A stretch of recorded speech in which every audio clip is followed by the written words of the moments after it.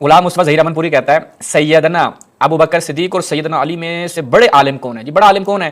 جواب، اہل سنت کا اجماع و اتفاق ہے کہ سیدنا ابو بکر مطلق طور پر تمام صحابہ میں بڑے عالم اور فقیہ تھے۔ اس کے برخلاف روافض کہتے ہیں کہ سیدنا علی امت کے سب سے بڑے عالم اور فقیہ تھے۔ کیا کہتے ہیں؟ ناسبی ہیں اہل حدیث کے، ان سب کو چیلنج کرتے ہیں اس حدیث پہ۔ اگر آپ کوئی مناظرہ کرنا چاہیں نا، انا مدینۃ العلم علی بابھا کی صحت پر کوئی مناظرہ کرنا چاہے تو ہم مناظرے کے لیے بھی آگے، لیکن امیر المؤمنین پہ کوئی مسائل مخفی نہیں رہے۔ لیکن اس کے باوجود بھی بھائی اہل سنت چونکہ مکتب ثقیفہ ہے، مکتب خلفاء ثلاثہ ہے، تو لہٰذا سب سے زیادہ عالم کون ہوگا؟ وہی ہوگا کہ جو آپ کو بنو امیہ کے کرندے بتائیں گے۔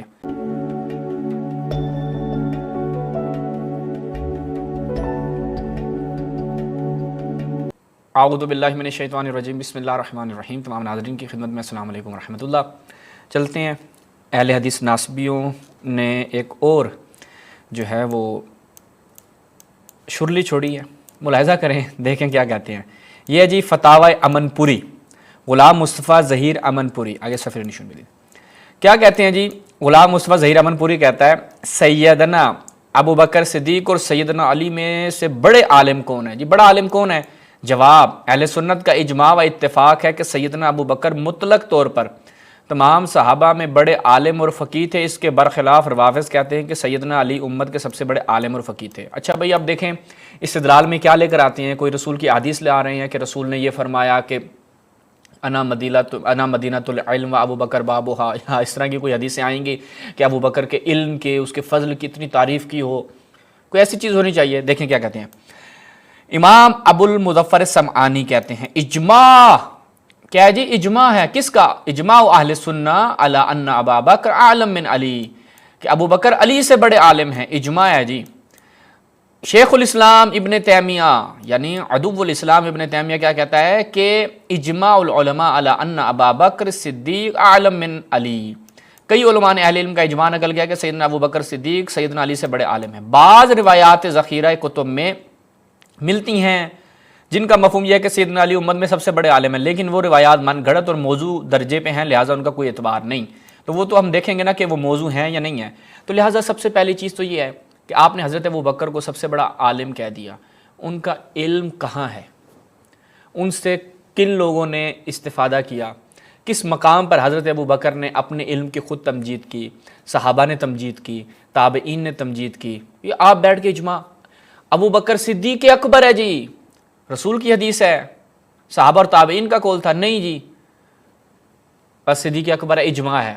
عمر فاروق اعظم ہے، کچھ حدیثیں دیں، پیش کریں، صحیح حدیثیں نہیں ہیں جی، صحیح حدیث ہمارے پاس نہیں ہے۔ وہ یہودی جو ہیں وہ اس کو کہتے تھے، عمر کو فاروق اعظم کہتے تھے، تو لہٰذا وہ فاروق اعظم ہو گیا۔ عائشہ، جناب عائشہ صدیقہ ہیں، کیا ہے جی؟ کوئی حدیث ہے رسول نے کہا عائشہ کو آپ صدیقہ ہیں وغیرہ؟ نہیں بھائی جی، اجماع ہے۔ تو ان کا سارا جو اہل سنت کا مذہب ہے وہ کس پہ قائم ہے؟ اجماع پہ قائم ہے، بغیر الف کے۔ تو لہٰذا اب ہم دیکھتے ہیں کہ سب سے پہلے تو دیکھتے ہیں نا کہ حضرت ابو بکر، ان کا علم کیا تھا؟ حضرت ابو بکر کا علم کیا تھا؟ وہ خود کئی مقامات پہ ان کو پتہ ہی نہیں ہوتا تھا کہ بھائی فلاں چیز کیا ہے، کلالہ کا ان کو پوری زندگی پتہ نہیں چلا۔ یہ ملاحظہ فرمائیں، مصنف ابن ابی شیبہ یہاں پر کیا کہتے ہیں، یہاں پہ روایت نقل کرتے ہیں کہ حضرت ابو بکر اس آیت فاکہۃ و ابا کے متعلق سوال کیا گیا تو آپ نے فرمایا کون سا آسمان مجھے سایہ دے گا اور کون سی زمین مجھے پناہ دے گی جب میں کتاب اللہ کے بارے میں وہ بات کہوں جس کا مجھے علم نہیں ہے۔ کتاب اللہ کے بارے میں حضرت ابو بکر کو پتہ ہی نہیں تھا۔ اچھا، اور کلالہ کا بھی نہیں پتہ تھا حضرت ابو بکر کو۔ الاصابہ فی تمییز الصحابہ کیا کہتے ہیں، حضرت ابو بکر کے پاس دادا اور نانی میراث لینے آئے تو آپ نے نانی کو چھٹا حصہ دیا، دادی کو محروم رکھا۔ تو عبد الرحمن بن سال انصاری جو بنی حارثہ کے فرد تھے اور بدر میں شریک ہوئے تھے، آپ سے کہنے لگے خلیفہ رسول آپ نے اسے حصہ دیا جو اگر مر جاتی تو اس کا وراثت اس کا وارث نہ ہوتا، اور جسے محروم رکھا اگر وہ مر جاتی ہے وارث ہوتا۔ حضرت ابوبکر نے دونوں کے درمیان اسے تقسیم کر دیا۔ اس کے رجال سے اگرچہ روایت مرسل ہے لیکن رجال اس کے ثقہ ہیں۔ اچھا، اور کلالہ کا بھی حضرت ابوبکر کو بالکل پتہ نہیں تھا۔ یہ ملاحظہ فرمائے سنن کبریٰ کیا کہتے ہیں، شعبی سے روایت ہے کہ ابوبکر سے کلالہ کے متعلق پوچھا گیا تو کہتے ہیں کہ سأقول فیہا برأی، میں اس کے بارے میں اپنی رائے سے کہتا ہوں، اگر تو ٹھیک ہوگی تو کیا بات ہے، سبحان اللہ، فمن اللہ، اگر اس میں اشتباہ ہو گیا تفمنی و من الشیطان، تو یہ میری اور شیطان کی طرف سے ہوگا، کوئی پکا بھائی کو پتہ نہیں ہے، ممکن ہے درست ہو جائے، ممکن ہے اشتباہ ہو جائے۔ تو یہ حضرت ابوبکر کا علم تھا۔ چور کی سزا کا بھی پتہ نہیں تھا حضرت ابوبکر کو کہ چور کی سزا کیا دینی ہے۔ سنن کبریٰ کی روایت ملاحظہ کریں، جزء 8ویں جلد ہے۔ ہوا یہ کہ ایک چور کو لایا گیا حضرت ابوبکر کے زمانے میں، اس کے ہاتھ اور ایک ہاتھ اور ایک پاؤں کٹا ہوا تھا۔ ابوبکر نے کیا کہا، اس کا پاؤں کاٹ دو اور اس کا ہاتھ چھوڑ دو، کیوں؟ تاکہ وہ اس کے ساتھ طہارت وغیرہ اور جو ہے وہ اپنی پاکیزگی کا خیال رکھ سکے۔ تو عمر نے کہا نہیں بھائی، اس کا ہاتھ کاٹنا ہے، ٹھیک ہے۔ تو ابوبکر نے کہا کہ چلو پھر اس کا ہاتھ کاٹ دو، لگے چلو جی، یہ اس طرح فیصلے ہو رہے ہیں، دین کا نہیں پتہ۔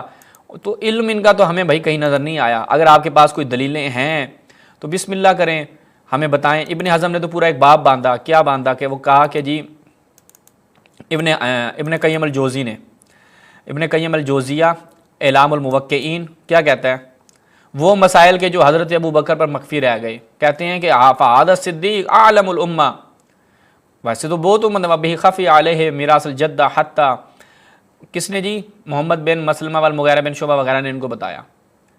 اب یہ ہیں اعلم الامہ کی حالت کہ وہ مسائل، پورا باب باندھا ہے کہ وہ مسائل جو آپ خود دیکھیں کہ اسی اعلام الموقعین میں آپ جائیں، وہ مسائل جو ابو بکر پہ مخفی رہ گئے، وہ مسائل جو عثمان پہ مخفی رہ گئے، وہ مسائل جو عمر پہ مخفی رہ گئے، لیکن امیر المؤمنین پہ کوئی مسائل مخفی نہیں رہے۔ لیکن اس کے باوجود بھی بھائی اہل سنت چونکہ مکتب ثقیفہ ہے، مکتب خلفاء، وہ خلفائے ثلاثہ ہے، تو لہٰذا سب سے زیادہ عالم کون ہوگا؟ وہی ہوگا کہ جو آپ کو بنو امیہ کے کرندے بتائیں گے۔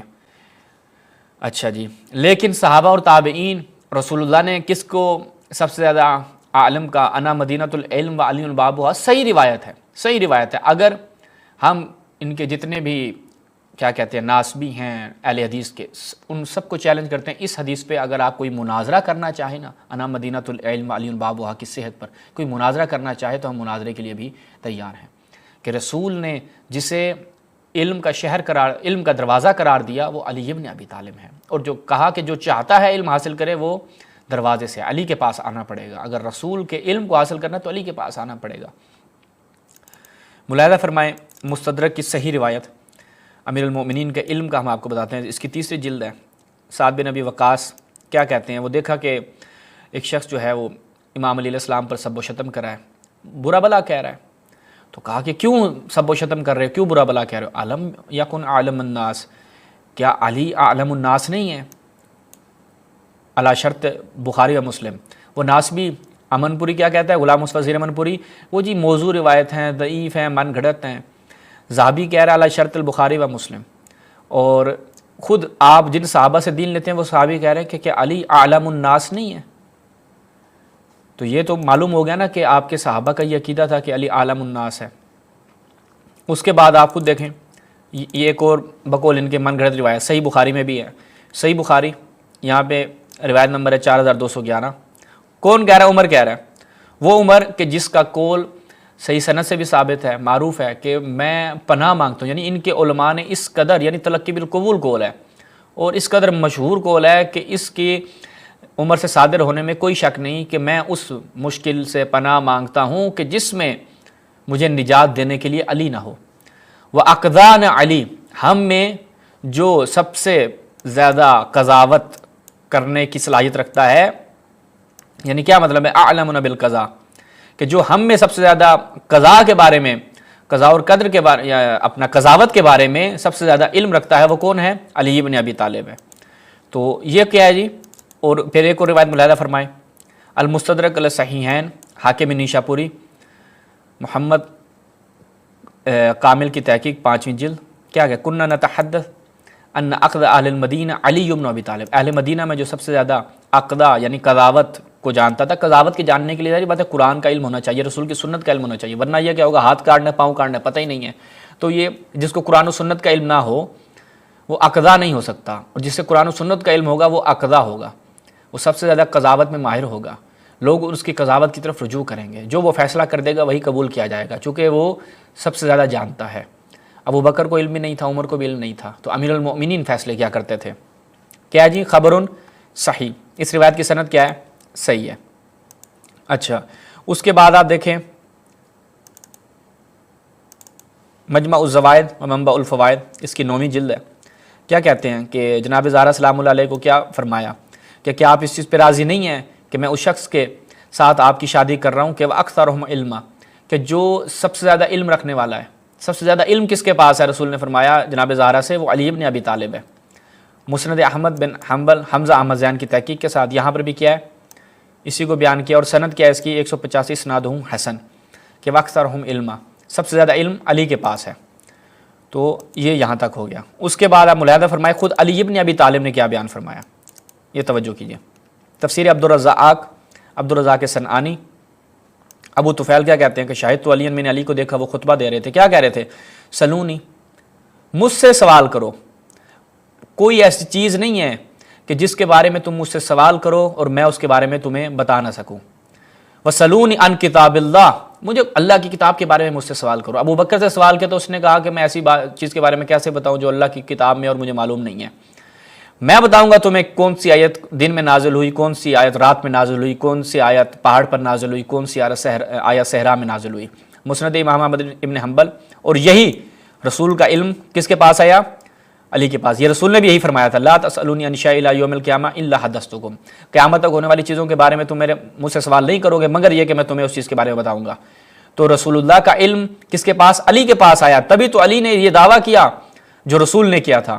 اور ابن مسیب کا یہ قول نہایت مشہور و معروف ہے کہ علی کے علاوہ کسی صحابی نے بھی اس کا دعویٰ نہیں کیا، اور یہ روایت کی سند بھی کیا ہے؟ صحیح ہے۔ یہ جامع بیان العلم و فضلہ، کہا کہ علی نے کیا فرمایا؟ سلونی سلونی، کہ مجھ سے کتاب اللہ کے بارے میں پوچھو میں تمہیں بتاؤں گا۔ اسنادہ صحیح۔ اس کے علاوہ کئی دیگر ایسے شواہد پائے جاتے ہیں کہ جس سے پتہ چلتا ہے کہ امیر المومنین سب سے زیادہ علم رکھنے والے تھے، لیکن ظاہری بات ہے ناسبی چونکہ چلنے والے وہ کس کے پیچھے ہیں؟ بنو امیہ کے پیچھے۔ بنو امیہ نے جو چیزیں گھڑ کر دیں اور جو ان کا مکتب ایک سیٹ کر کے دیا، یہ لوگ اس کو آگے لے کر چل رہی ہیں۔ رسول نے فرمایا تھا انی تارک فیکم الثقلین کتاب اللہ و عترتی، ان کو تھامنے تو گمراہ نہیں ہوگے۔ ہادی امیر المومنین کے لیے رسول نے کیا فرمایا؟ ان تعمروا علی فتجدوہ ہادیا مہدیا، علی کو ہادی اور مہدی پاؤ گے، وہ تمہیں صراط مستقیم کی طرف لے کے جائے گا۔ بھائی ہدایت وہی کرے گا جس کے پاس علم ہوگا، جو علم کا مصدر اور علم کا منبع ہوگا۔ جو خود ہدایت کے قابل ہو وہ کبھی ہدایت نہیں کر سکتا۔ اور یعنی اس کے اوپر کثرت سے شواہد اور کثرت سے روایات پائی جاتی ہیں۔ ہم نے اختصار کی خاطر فقط یہ چند چیزیں بیان کی تاکہ لوگوں کو پتہ چلے کہ آج بھی ناسبیت کیسے اپنے پر پھیلا رہی ہے اور اہل بیت کے فضائل اور اہل بیت کی تنقیص کے لیے کس قدر کوشاں ہے۔ انشاءاللہ ایسے افراد کا تعاقب جاری رہے گا۔ اپنی دعاؤں میں خصوصی یاد رکھیے گا۔ السلام علیکم ورحمۃ اللہ۔